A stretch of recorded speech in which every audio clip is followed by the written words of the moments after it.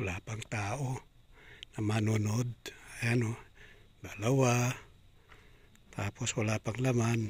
4 pa lang kami na nandito sa loob ng sinihan. Mamaya pa magbubukas.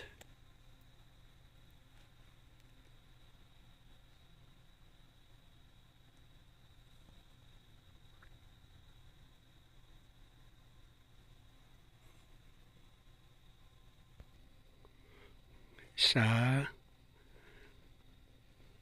ikot ko para wala pang katao-tao.